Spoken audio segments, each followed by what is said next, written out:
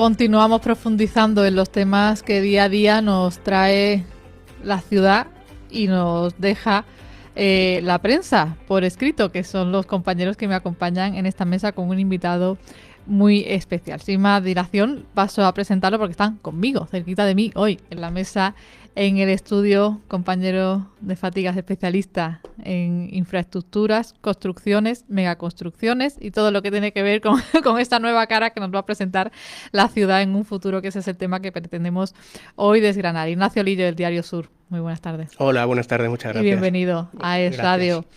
A mi siniestra tengo, para que ustedes se ubiquen en mi mesa, tengo a mi derecha a Ignacio Lillo y a un invitado muy especial, el arquitecto José Seguí. Muy buenas tardes. Buenas tardes. Un placer recibirle También en Es Radio un placer estar aquí. Málaga. Y como la telefonía hace milagros y no hay distancias, pues nos escucha también otro gran especialista de la prensa escrita de Málaga, en este caso por el parte del diario Málaga Hoy, Jorge Pedrosa. Buenas tardes.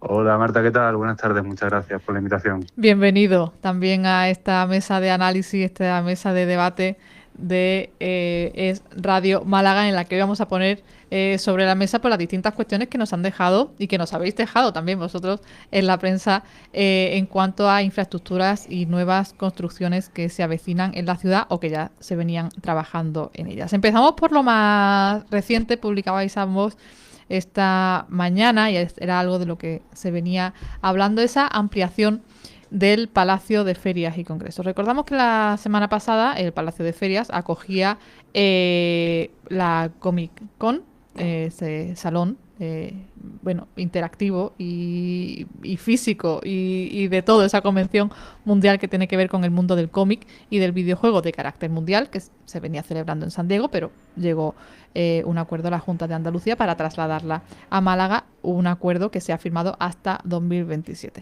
Fue una alegría para la ciudad acoger este encuentro. Según la Junta de Andalucía, 50 millones de impacto económico en la ciudad, ocupación hotelera casi hasta los topes y, como decimos, una grandísima noticia.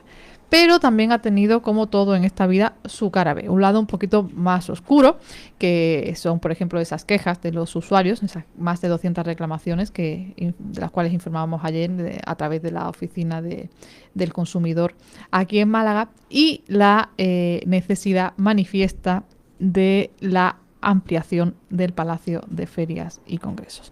Los dos periódicos os poníais hoy de acuerdo en la publicación de esta necesidad. Pilar Quirós, en su espacio de Cosas de la Ciudad, apuntaba directamente a Ángel Asenjo, que es el arquitecto original del Palacio de Ferias, por la apuesta personal del alcalde, que aboga porque sea el arquitecto original del proyecto el que se encargue de esta obra. Y a partir de ahora yo me callo, y Jorge Pedrosa, Ignacio Lillo y José Seguí tienen la voz respecto de este proyecto. Que ¿estáis de acuerdo en que necesita una ampliación del Palacio de Ferias? Estamos en medio, también lo explicabais vosotros, en medio de un nudo administrativo, porque claro, es un proyecto ya cerrado, ahora que tendríamos que abrir otra vez, digamos, como el concurso o el proceso para sacar a licitación la propia ampliación del palacio. O sea, que no es algo de que me hace falta sitio para el año que viene y mañana el palacio será más grande. Esto es un proyecto explicándole un poco de andar por casa para el que no esté muy ducho en temas de arquitectura o procesos administrativos, sepa de lo que estamos hablando y de la magnitud que esto puede tener. Vamos, Marta, mira, la cuestión no es que, para variar, como nos ocurre siempre en Málaga, con todo, ya vamos muy tarde. El Palacio de Ferias está dando muestras de agotamiento desde hace años, no de ahora, ni mucho menos. Nos consta que ha habido muchos grandes foros, grandes congresos, eventos multitudinarios de carácter mundial que se han interesado por Málaga. Bueno, sin ir más lejos, el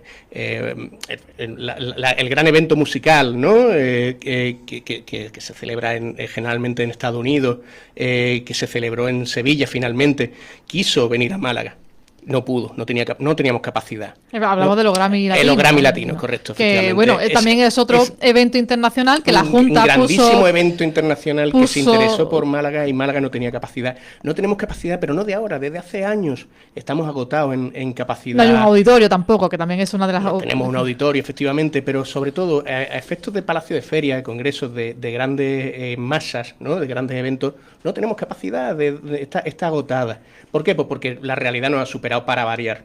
Otra vez la realidad supera Málaga en infraestructuras de transporte, en infraestructuras de vivienda que te voy a contar, y en este otro apartado en el que nos hemos visto superados.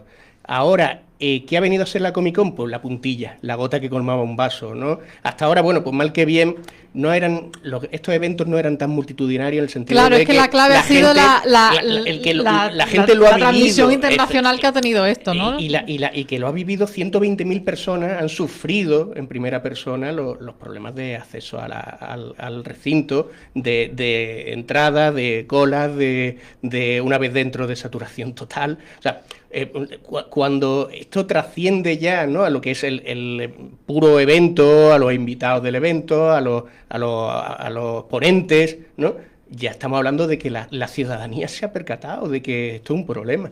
No tenemos capacidad real para albergar grandes eventos mundiales como este, ¿vale? A partir de ahí, todo lo que hagamos va a ser tarde, ¿vale? ¿Quién lo hace? Bueno, pues eso de que lo haga el arquitecto original, bueno, pues podría ser, pero no es fácil, ¿vale? Eso tampoco es tan fácil. Eso se habla a menudo un poco, creo que a la ligera, de la normativa urbanística, y la normativa urbanística siempre pone un pero. Eso de darle, digamos, a dedo, entre comillas, ¿no?, a un determinado arquitecto un contrato, eso no es tan fácil, eso hay que justificarlo muy bien, y la normativa urbanística hay que revisarla muy bien, y dentro de gerencias se están haciendo muchos análisis jurídicos para ver si eso es factible. Jorge Pedrosa, ilústranos desde tu postura. Sí, nosotros ya apuntábamos ayer, ¿no?, en el periódico que evidentemente que Ángel Asenjo ya tiene bastante adelantado tanto el anteproyecto como los proyectos básicos y de ejecución, porque bueno, y ayer mismo el alcalde dijo que él tiene claro que quiere que sea su padre, ¿no?, quien desarrolle la ampliación del propio Palacio de Congresos, que evidentemente, como decía el compañero y como decíamos todos, se ha quedado pequeño, que no es una cuestión de ahora. En 2023 ya hablábamos de la ampliación, y esto viene evidentemente bastante antes, ¿no? En la Expo, los planes para la Expo de 2027 ya se evidenciaba que hacía falta una ampliación, pero incluso en 2007 ya estaba planteado, aunque eso no naciese. Evidentemente, el alcalde decía ayer que tanto la Academia de Bellas Artes de San Telmo como parece ser que el Colegio de Arquitectos de Málaga dan su beneplácito, ¿no?, para que sea el propio Asenjo el que pueda desarrollar el proyecto, la ampliación, pero que era desde dentro de urbanismo donde estaban poniendo más pegas justamente por las cuestiones jurídicas que apuntaba el compañero Ignacio. Con todo esto, habrá que ver qué queda, y de momento lo que hay que desenmarañar el tema jurídico, porque evidentemente algo aligeraría bastante sería adelantar toda la cuestión del concurso de anteproyecto, posibles alegaciones, redacción de anteproyectos, siguiente concurso para el proyecto. Son muchos años los que se adelantan, y evidentemente parece que algo de sustento jurídico tiene cuando San Telmo y cuando el Colegio de Arquitectos, según el alcalde, han dado su visto bueno. Pero bueno, queda algo de recorrido por hacer.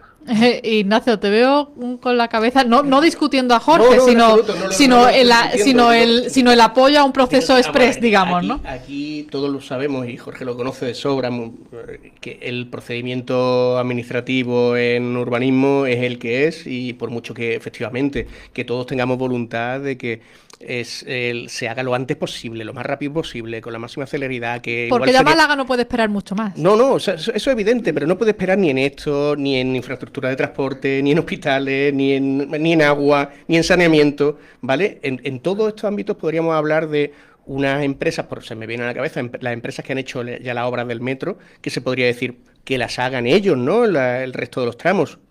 No, señores, Eso no es factible, vamos, no es factible, sí es factible, pero no es tan fácil, ¿vale? O sea, eso tiene unos procedimientos, unos concursos y demás, y al final, pues, de hecho, bueno, a las pruebas me remito, el tramo 1 de la extensión al civil lo ha hecho una empresa que estaba, había terminado una obra anterior de metro, pero ahora el tramo 2 lo ha hecho otra empresa que estuvo en los inicios del metro, ¿no? O sea, no ha habido una continuidad ahí de empresas, ¿no? Y el tramo 3 pues la hará otra, no sabemos todavía ¿A quién quién. se le conceda después el concurso? Efectivamente, esta es la palabra clave, concurso, efectivamente, porque en urbanismo, ¿no? Todo se hace por concurso.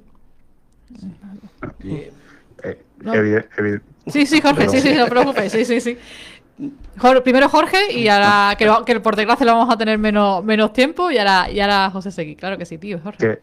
Que evidentemente decía, perdón, que el concurso parece que, vamos, y lo normal es hacer un concurso para todos los trámites y evidentemente todos los proyectos tienen que llevarlo y si no, justamente lo que apuntaba es que tendrá que justificarse lo suficientemente bien y parece ser que tanto el Colegio de Arquitectura, según apuntó el alcalde, tanto el Colegio de Arquitectura como la Academia de Bellas Artes parece que lo ven con buenos ojos y habrá que buscarle justamente esa justificación jurídica para que pueda esquivarse un poco ese concurso y que sea Ángel Asenjo el que lo haga. Ahora sí, evidentemente, habrá que hacer concursos para la obra, habrá que hacer concursos para muchas más cosas y no quita que si no hay que hacer el concurso para anteproyecto y no hay que hacer concurso para el proyecto básico, evidentemente pues algo se adelante, ¿no? Aún así eso todavía tiene que tomar forma y todavía no es una cosa que vamos a ver mañana, evidentemente. José Seguí. Sí, dos reflexiones que van en la línea de lo que ha dicho Ignacio y lo que ha dicho Jorge, ¿no? Y voy a ser muy breve porque sé que el tiempo que tenemos es poco, pero una... Pero si habla José Seguí, nosotros paramos los relojes, no hay ningún tipo de problema. Pero el horario te impone un tiempo. Bien, el problema de la ampliación de la ciudad y que la ciudad crece es bueno. Es decir, que esta ciudad vivió un momento dulce, estamos creciendo desde el 19. Es decir, que eso quiere decir que la ciudad se ha posicionado muy bien y además tiene un recorrido largo. ¿Cuál es la diferencia entre, recuerdo, aquellos años de los inicios de la transición democrática cuando hicimos con Salvador y con Damián el plan general del 83? La diferencia está que proyectábamos la ciudad a un largo recorrido. Fíjate que en aquellos momentos se proyectaba la ciudad a el desarrollo de Teatinos, que está ahí. Yo recuerdo, no soy viejo todavía. No, pero es verdad que yo ha dado recuerdo tiempo a que Teatinos también se quede chico. Que Teatinos era un vacío, pero era una apuesta muy importante. Se apostaba por un parque tecnológico, era una apuesta casi de ciencia ficción en aquellos años. Se apostaba por la prolongación de Poniente. Incluso mucha gente decía, estáis locos, pero era apostar por la ciudad a un futuro.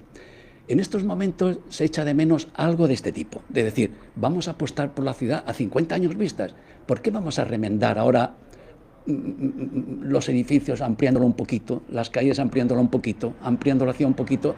Yo creo que lo que se necesita es esa visión fantástica podríamos decir, de las vistas de futuro de esta ciudad.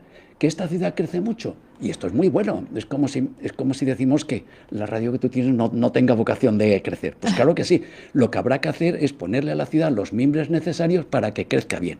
Y yo creo que, y la segunda parte es respecto al Palacio de Congresos. Remendar el Palacio de Congresos, bueno, bien, es una obra a muy corto plazo, porque yo creo que sería una buena excusa, una buena oportunidad para decir ¿qué centro de congresos necesitamos? Algo más que remendar el actual Palacio de Congresos, que se ha quedado antiguo, porque se hizo en unos momentos en donde la demanda esa no existía. Ahí tenemos un ferial que estamos pensando en para qué sirve ese ferial. Si es para usarlo 15 días al año, pues maldita la gracia. ¿Por qué no hacemos una reflexión a 50 años vistas? ¿Qué otra cosa podemos hacer si queremos tener una ciudad de futuro que pensar a 50 años vistas? Finalmente, hombre, yo soy muy amigo de los concursos porque acudo a todos y estamos en un 6%. Alguno gana. Y alguno ha caído. Pero estamos en un 6%. Quiere decir que ganamos 6, pero tenemos que perder 94. Bueno. Pero es un poco absurdo pensar de esta manera.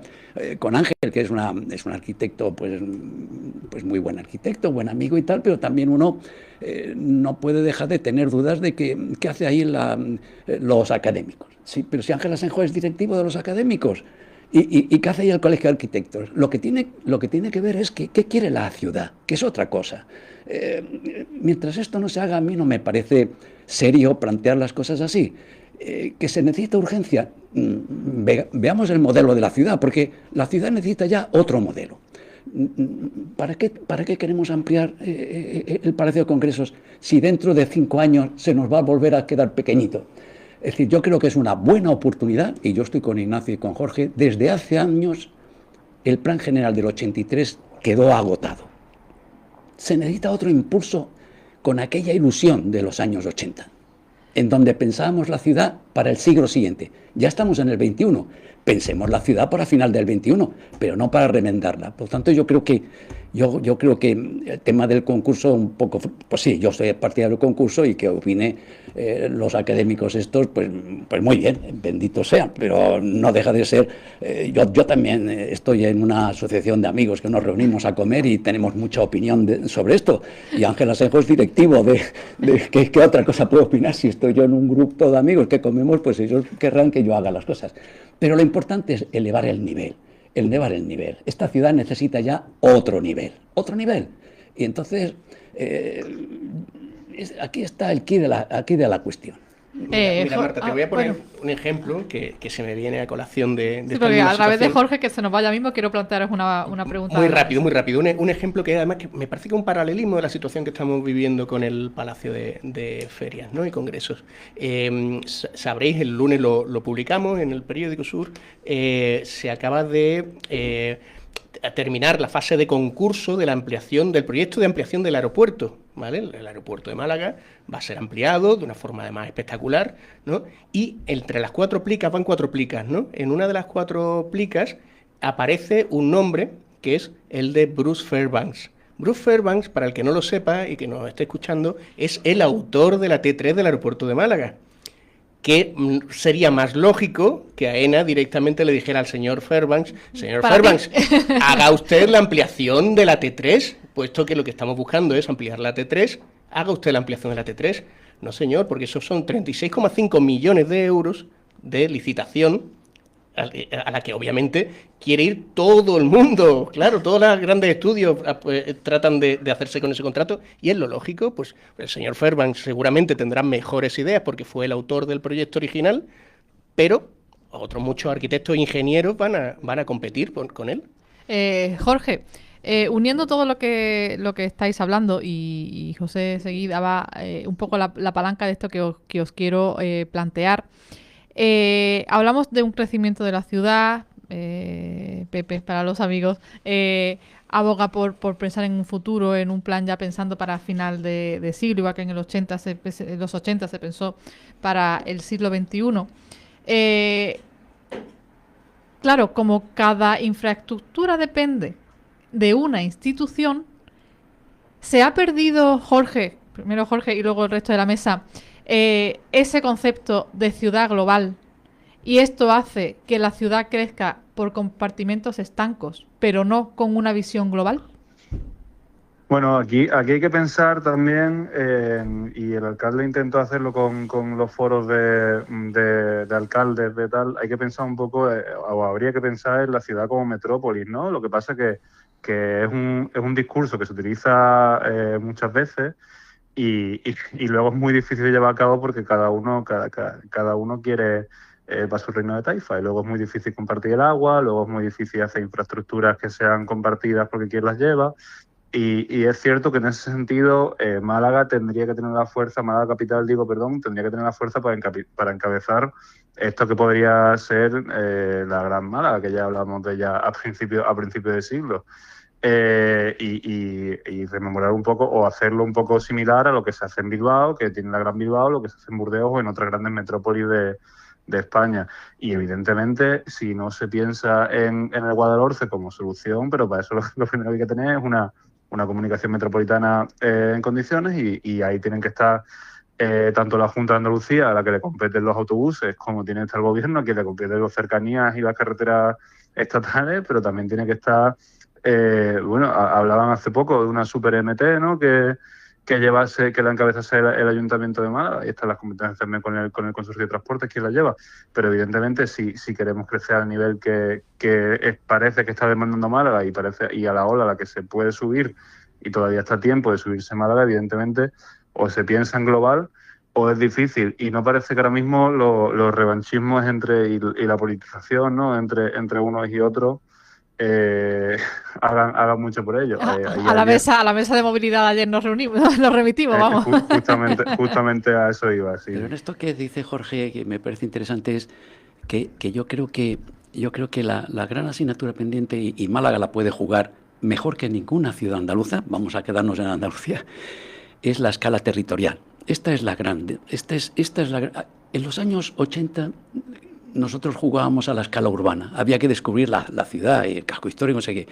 En estos momentos es la escala territorial la que va a tener un papel predominante en Málaga, y buscar Málaga en sus aliados territoriales colindantes. Y en esto podríamos hablar del litoral, la vivienda asequible habrá que solucionar a lo mejor fuera del término municipal, etcétera, etcétera. Esto no es difícil. De hecho es la gran pugna en estos momentos de las ciudades. Lo está haciendo Madrid con su prolongación del eje norte. Es una operación fantástica, mirando a final del siglo XXI. Barcelona. Cuando en Madrid lo de aquello de nuevos ministerios, que ahora se ha quedado ya como una cosa así casi obsoleta. Los nuevos ministerios. Las Torres Kío, las Torres Kío se han quedado en el centro de la ciudad. Es el centro de la ciudad. Lo está haciendo Barcelona con su área metropolitana, el Gran Bilbao. Es decir, las ciudades... Portugalete, que Bilbao unió Portugalete a través del puente también un poco en ese ámbito, un poco por contextualizar, ¿no?, de todo lo que estamos hablando. Esta pugna de las ciudades en el tablero del ajedrez ha empezado ya desde principios de este siglo. Estamos en el 25, hace ya 20 años. Quizás yo creo que una idea magnífica sería que Málaga se incorporara a este tapete de buscar el futuro territorial, que es donde está la clave para este final del 21. Y a lo mejor a través de una institución pública, desde lo público tiene que ser, que organizar, como ha hecho Barcelona, Madrid, Bilbao, tal, una oficina potente de área metropolitana, y ahí entrará a opinar los académicos, el colegio de arquitectos, pero también nosotros y todos los ciudadanos. Pero yo creo que la espoleta para saltar el territorio, salvando los tiempos, fue la misma que en los años 70 se inventó una oficina de planeamiento municipal para superar el suelo urbano, para descubrir la ciudad de Málaga. Una vez que ya la tenemos descubierta, la escala metropolitana, la escala territorial, es donde está el futuro.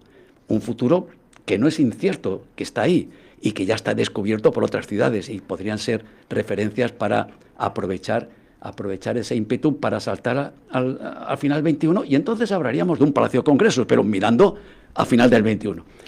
Y saltaríamos a unas infraestructuras, pero no para remendar las que hay, sino para, como hablamos en los 80, ¿dónde va la ciudad? Y dijimos, Teatinos. Fíjate lo que es Teatinos. Hablar de esto hace 40 años, ahí lo único que habían eran terrenos y vacas. Yo lo he visto. Era Blade Runner. Hablar de Teatinos en los 80 era Blade Runner. Bueno, exactamente. Mira, dos claves. La hemos mencionado ya, tanto Jorge como Pepe. Hay dos claves aquí. Una, infraestructuras, y otra, territorio, ¿vale? Y no pueden ir desligadas una de la otra.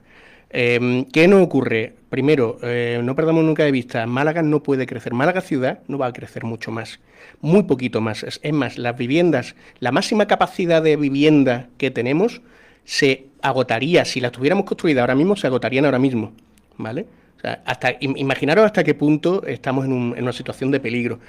Málaga ciudad no puede desarrollar vivienda, apenas. No tiene el suelo está agotado. Y para desarrollar el poquito suelo que tiene, además tiene que hacer una infraestructura gordísimas, como es todo el ámbito del río Campanillas, en la barriada homónima. ¿Qué quiero decir con esto? Málaga va a crecer en su área metropolitana, en su gran Málaga, especialmente la del Valle del Guadalhorce. ¿Cuál es el punto crítico del Valle del Guadalhorce? La autovía del Guadalhorce, la 357. Bueno, dos, vamos a ser justos, dos. Autovía del Guadalhorce, la 357, ¿vale? Que depende de la Junta y que está recreciendo. Es verdad que ha retomado los proyectos, le doy la razón y la enhorabuena. Ha retomado los proyectos al menos 20 años parados, los proyectos. pero a milímetros, ¿eh? O sea, 4 kilómetros ahora, 4 kilómetros dentro de X años, otros 4 kilómetros, así no vamos a ningún sitio. Esto necesita una apuesta fuerte porque ahí es donde va el gran nicho de vivienda de los malagueños de la siguiente década. 1 y 2, el cercanías. La C2 son unos trastos. Vamos, no podemos estar en manos de un, o sea, dependiendo, quiero decir, de un tren que pasa una vez a la hora, a veces, no siempre. O sea, la C2 ahora mismo es un eje vertebral, es una columna vertebral del Valle de Guadalhorce. La C2, para el que no sea muy usuario, es la cercanías la segunda de línea de Álora. cercanías. Exacto, el cercanías de Álora. El cercanías de Álora ahora mismo se ha convertido en un eje de transporte absolutamente vital, que de hecho está creciendo una barbaridad en viajeros. ¿Por qué? Pues porque la gente se está yendo a vivir a Álora, a Pizarra, por supuesto a Cártama, que ya es un barrio de Málaga, igual que lo es Alhaurín de la Torre. O sea, si no como decimos, todas las instituciones no nos ponemos de acuerdo, ¿no?, en que eso es así, ¿no? Málaga es lo suficientemente coherente como para decir, bueno, los siguientes barrios de Málaga son Pizarra, si me apura hasta, Álora por supuesto, Cártama ya lo es, como he dicho, si me apuras todo el Alto Guadalhorce, Casarabonela, ahí vive ya mucha gente que viene a trabajar a Málaga a diario, no perdamos eso nunca de vista, ¿vale? Y eso va a ser mucho más, ¿vale? Cada año, porque en Málaga es muy difícil que cualquier persona de nivel medio acceda a una vivienda, es así. Jorge, antes de despedirte, no quiero dejarte escapar sin que analicemos precisamente con esta no visión global que estamos viviendo en cuanto a los proyectos de las instituciones, tu balance sobre ese desencuentro, esa desreunión de la mesa de movilidad convocada por el gobierno a través del Ministerio de Transportes y que solamente ha contentado al gobierno central. Porque desde luego lo que se destila a través de las informaciones y de las propias declaraciones de las instituciones implicadas tildan de gran decepción, de irresponsabilidad por parte del gobierno central, así lo tildaba la Junta de Andalucía, términos muy, muy negativos. Además, por ejemplo, el vicepresidente primero de la Diputación, Cristóbal López Ortega, calificaba de nula voluntad la mostrada por el gobierno central a la hora de intentar mejorar pues en lo que a transportes y movilidad se refiere la provincia de Málaga, y también en lo que afecta a Cádiz, en el sentido de la unión que tenemos por la zona más oeste de la provincia. Jorge, estos desencuentros, esta desreunión, ¿tú cómo lo valoras o cómo lo analizas?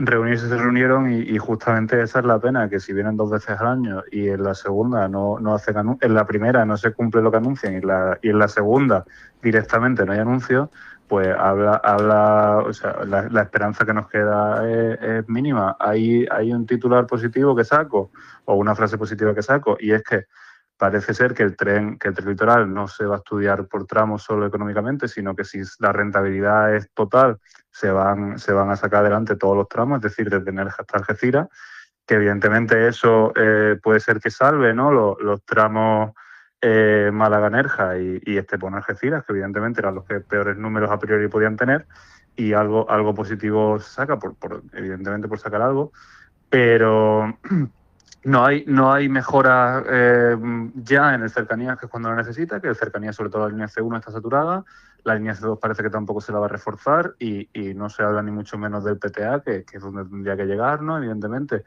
y el metro podría estar ahí, ¿no? Pero creo que es una solución mucho más inteligente la del cercanía, simplemente por capacidad y por capilaridad en toda la provincia, como decíamos antes. Tampoco hay una solución a las bonificaciones de la autopista.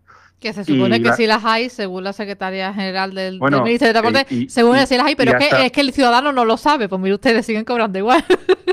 A ver, y quiero decirte, las hay las mismas que había en 2023, cuando solo un 5% de los usuarios, como publicamos en su día, se beneficiaban de ellas, y en muchos casos en céntimos, ¿no? Entonces, ¿las hay? Pues yo creo que evidentemente no, y no justamente al nivel que las pueda haber en la AP9 en Galicia, donde se destinan 86 millones de euros. Entonces, ayer Sara Hernández, la secretaria de Movilidad Sostenible del Estado, decía que evidentemente que no era una solución porque no había suficiente capilaridad. Bueno, pues los alcaldes pedían justamente también que se arreglase esa capilaridad. Tampoco hemos visto, más allá de un semienlace que se convierte en enlace completo en Caleta de Vélez, no hemos visto soluciones a la movilidad en la A7, que también la vemos, está congestionada. Y bueno, lo que sí que vendieron es el compromiso de seguir adelante con la duplicación con el recrecimiento de la MA20, que son 190 millones, la MA20, la entrada de Torremolinos a Málaga, que es verdad que es la carretera, el punto que más usuarios tiene al año, y con el acceso norte al aeropuerto, que también es hora ya, ¿no?, de que se haga. Jorge Pedrosa, gracias por tu análisis. Te dejamos, que sabemos que hoy estaba liadillo, pero te agradecemos el favor de sacar estos minutos para estar en esta tertulia con nosotros, con los compañeros de la prensa, con José Seguí. Te leemos, te agradecemos tu presencia, aunque sea telefónica, y amenazamos con volver a llamarte para hacerte presente en estos micrófonos de Radio Málaga. Muchas gracias, Marta, a vosotros por la invitación. Jorge, hasta siempre. Adiós. Escuchaban a Jorge Pedrosa, redactor del diario Málaga Hoy. ¿Algo que añadir a lo que ha dicho Jorge de la mesa de movilidad? Bueno, vamos, yo me quedo... Seguí, Ignacio Lillo, que son los que están con nosotros en la mesa. Me voy a quedar de entrada con la parte positiva que la hubo, en el sentido de que el cercanías nunca ha estado tan cerca, valga la redundancia, de un análisis de sus necesidades. Vamos a ver, el cercanías necesita desde hace, de nuevo, muchísimos años, porque ya vamos tarde también en este asunto, una ampliación, una mejora de frecuencia, una mejora de capacidad. Está absolutamente obsoleto el cercanías me refiero en este caso a la C1, a la de la costa, a la de Fuengirola. Es verdad que el Ministerio está estudiando todas esas medidas. Hay que duplicar vías, hay que recrecer andenes, hay que recrecer estaciones. Lo que no le veo es la voluntad de empezar a hacerlo. O sea, se está estudiando mucho. Yo te planteo, si la Junta no fuera del Partido Popular, si el Ayuntamiento o muchos de los ayuntamientos por los que pasa el cercanías no fueran del Partido Popular, y si la Diputación no estuviera ahora mismo bajo el gobierno del Partido Popular, a lo mejor las horas de estudio del gobierno durarían menos.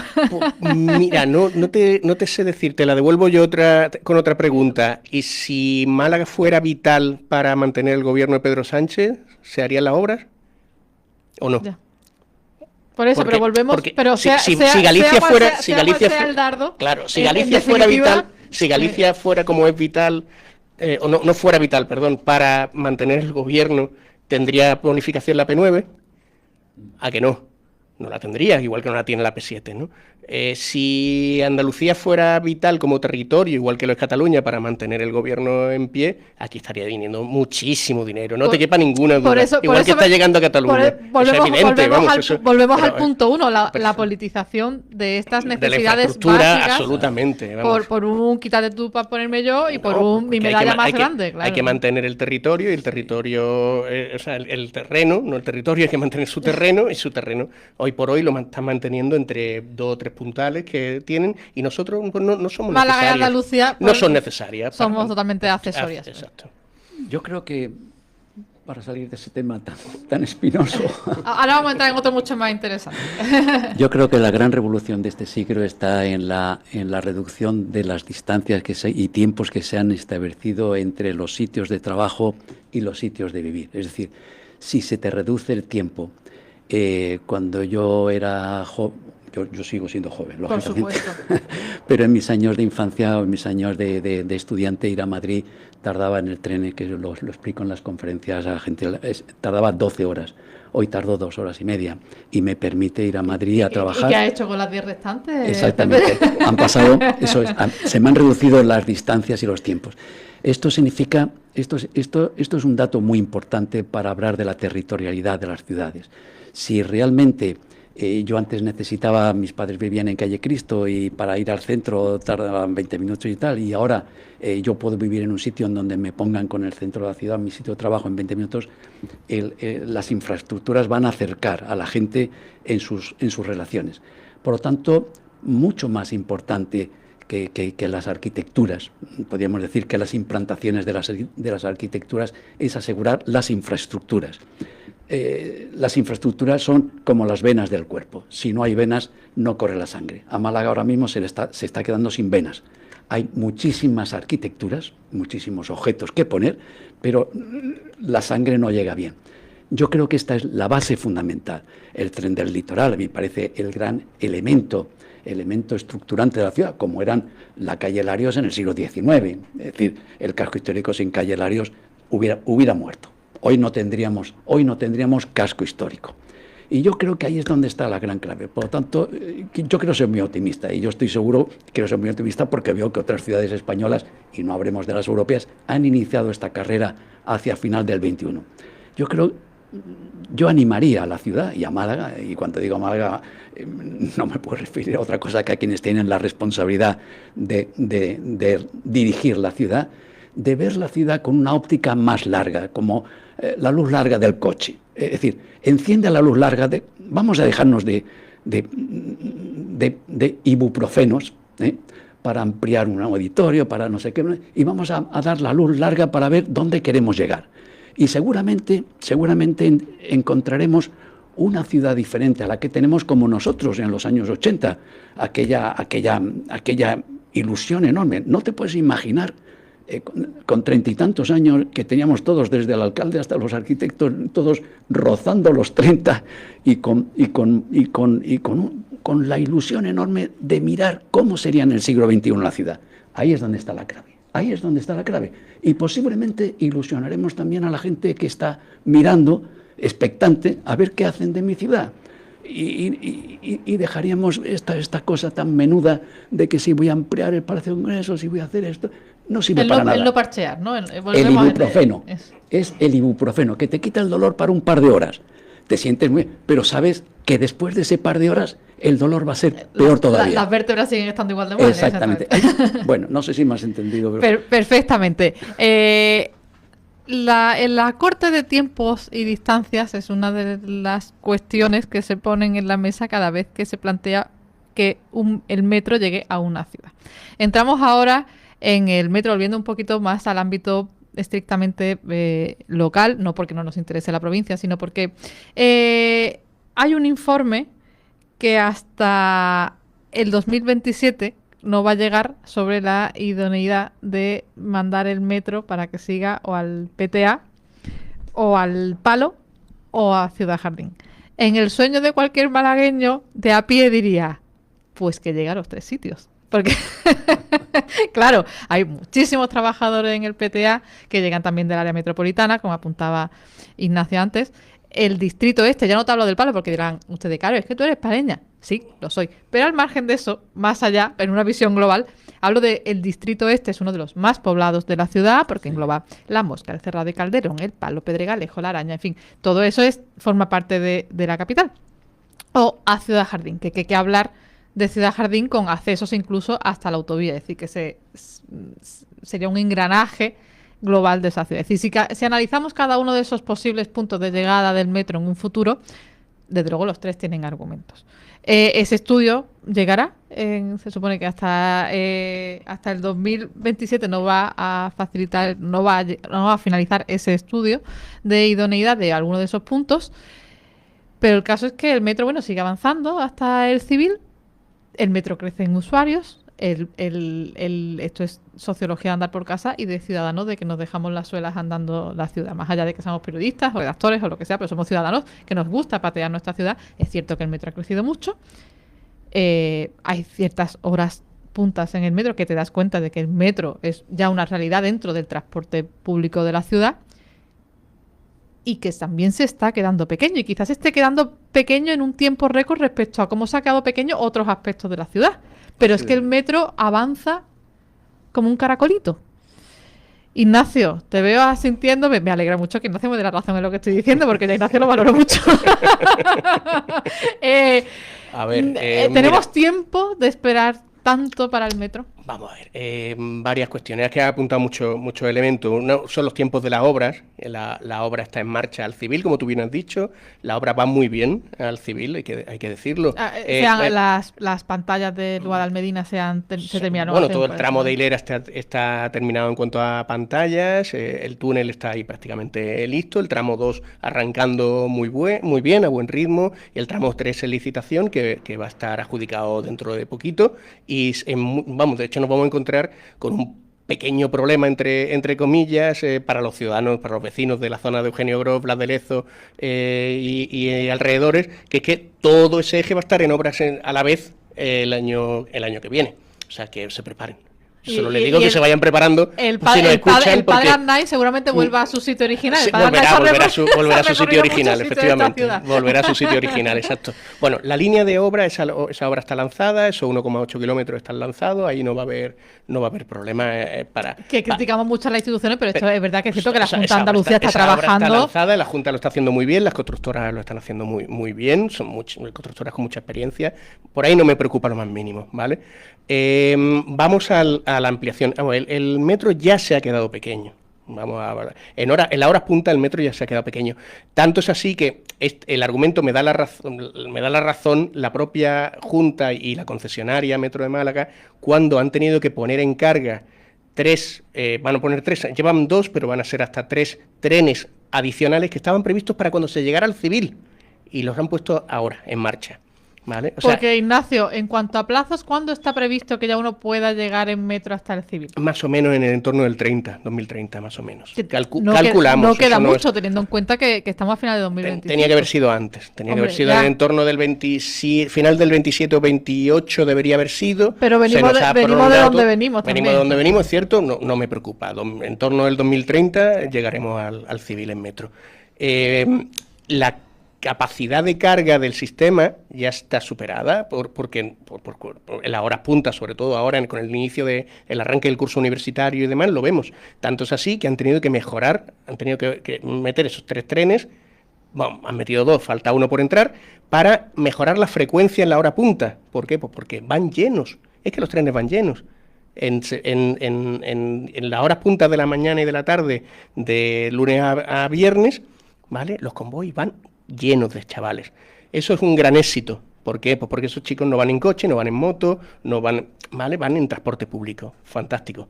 Por tanto, el metro es un gran éxito, eso es evidente. Menos concentración y de gases también contaminantes, que ya en el invierno entraremos también en esa zona de baja emisión. Eso crea unas relaciones nuevas de movilidad, porque la gente para los fines de semana, no sé si habéis dado cuenta, que está aparcando en Martín Carpena, está aparcando en Teatinos. Los coches, la gente que vive en zona a la orilla de la Torre, ¿no? Valle del Guadalhorce, Torremolinos, demás, van hasta Teatinos, aparcan allí, o a Martín Carpena, según lo que le quede más cerca, aparcan allí y cogen el metro para entrar al centro.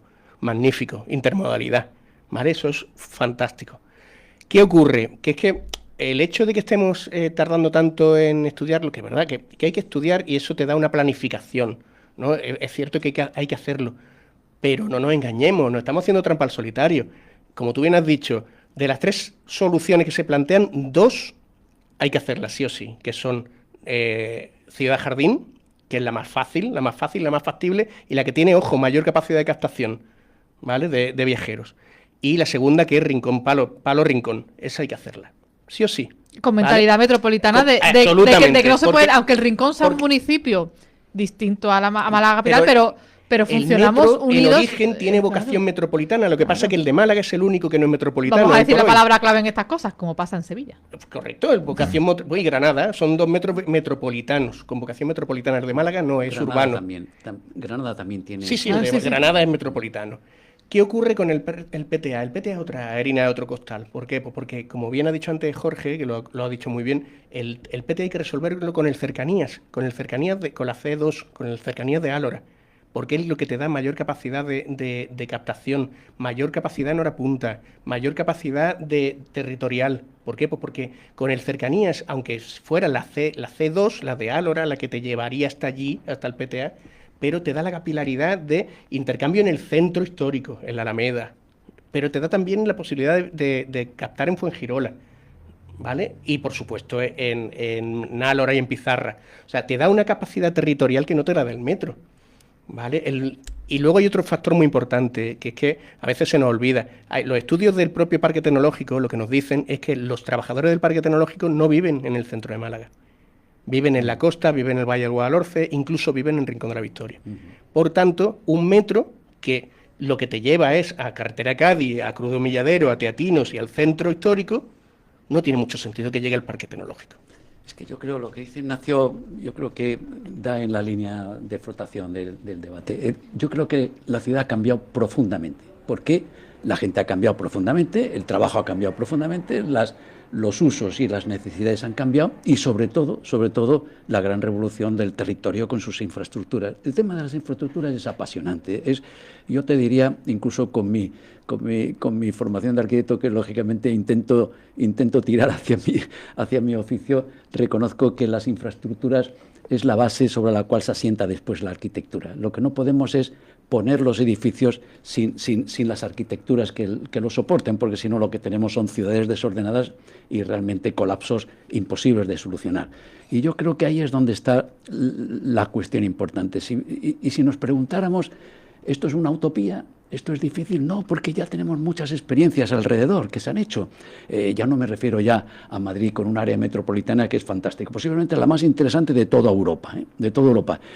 La vivienda asequible en Madrid no se está solucionando en el municipio de Madrid, se está solucionando en Pozuelo, se está solucionando en otros municipios.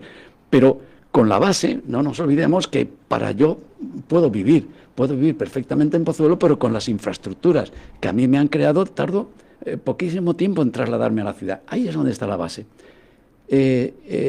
¿Confianza en que esto se haga?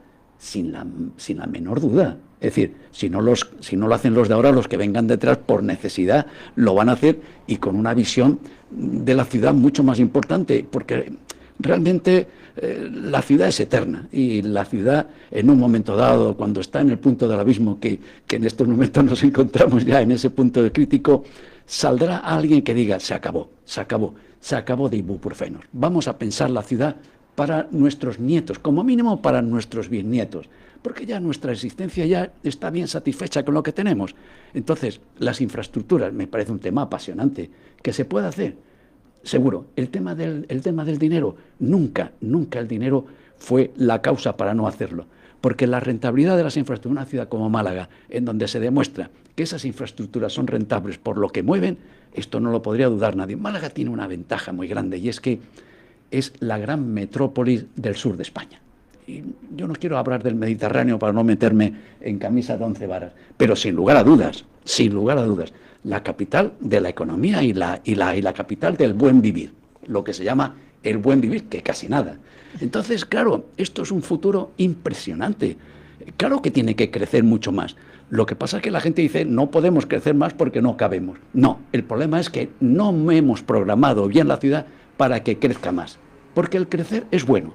Lo que tenemos que hacer es que ese crecimiento sea razonablemente lógico, y la lógica la dan las infraestructuras, no las arquitecturas. Y yo creo que esto... ¿Qué programa más bueno te hemos hecho, no? Yo estoy aquí encantada. Lo que pasa es que me quedan 8 minutos y quiero plantear una cosa, aunque sea para tratar levemente. Sí. Pero termina, por favor. No, es que si no nos enrollamos mucho y no te dejamos a ti. No, es como la película de Woody Allen, nos cambiamos los papeles. Lo que quería apuntaros es algo que también se merece casi una mesa por completo. Decía Pepe una palabra también clave, como en todas sus intervenciones, el Mediterráneo. Y es el tema de los paseos marítimos y las costas. Tenemos a 9 empresas que han concursado 9 empresas que han presentado su propuesta a la Secretaría General de Costas, dependiendo del Gobierno Central, para poner en valor y reurbanizar dentro de la protección medioambiental los Baños del Carmen. Pero tenemos 2 obras eternas en esta ciudad, que son el Paseo Marítimo del Palo y el Paseo Marítimo de Pedregalejo. Como tenemos 7 minutos y no quiero desaprovecharos, 2 preguntas clave. Volvemos en estas 2 obras a pecar de individualismo, puesto que no se ha concebido una ciudad mediterránea con un corredor de paseo marítimo seguido uniendo precisamente todo el este de la ciudad con los Baños del Carmen, Pedregalejo y El Palo. Y segunda pregunta, esto es un poco, voy a pedir que saquemos la bola de cristal. ¿Esto lo vamos a haber hecho alguna vez? Mira, te voy a como tenemos pocos minutos y ya Ignacio después me ayuda. Mira, el ejemplo de Benidorm. Benidorm, proyectado por Mario Gaviria. Ha muerto ya, pero hombre fuera de toda sospecha, desde una ideología de la más absoluto urbanismo de izquierda, con un paseo marítimo proyectado por Ferrater, uno de los mejores arquitectos de España. Hoy en día ese frente de mar, por un buen proyecto, una buena gestión municipal, se ha convertido en una referencia internacional. Es decir, he podido comprobarlo. Es decir, lo que no podemos, y vuelvo otra vez a mirar más al futuro, es seguir haciendo obras mediocres. Claro que Pedregalejo y El Palo se merecen algo más que una solería y que una palmerita. Claro que sí, claro que sí. Y tú dices, ¿se puede hacer?